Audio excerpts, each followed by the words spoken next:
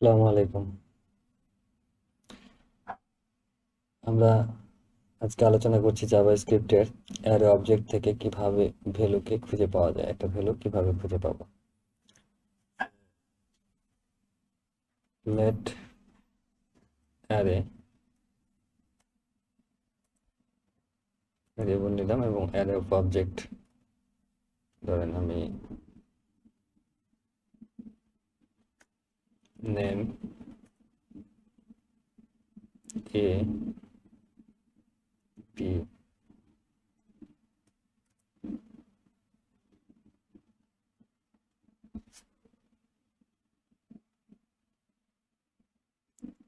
Array of এর সমান A B B send করছি CD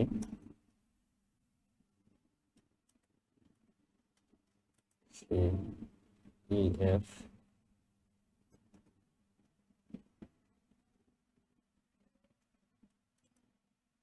D G H. Copy করলাম।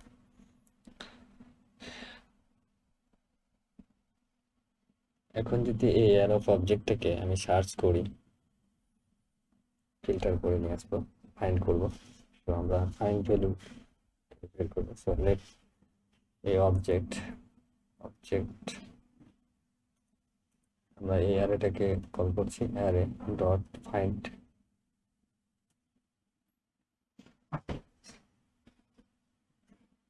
প্রত্যেকটা এলিমেন্ট সে সার্চ করবে।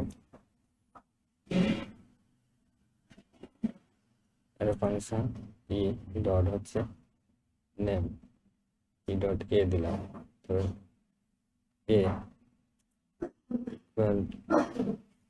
স্ট্রিক্টলি আসতে হবে এ বি।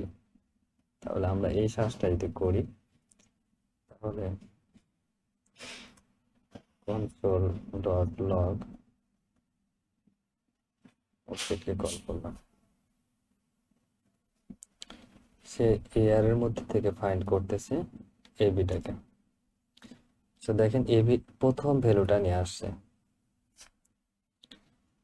এই সেকেন্ডে সে আসতেছে না। যখনই ফাইন্ড কোনো একটা কিছু পেয়ে যায় তখন সে আর সেকেন্ড স্টেপে যায় না।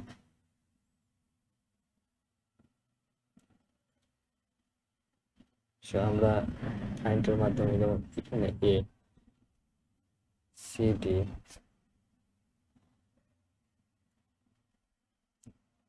আই জে আইডি এই লিখলাম। এখন যদি আমি আইডিকে এমনিতে সার্চ করি, আইডি,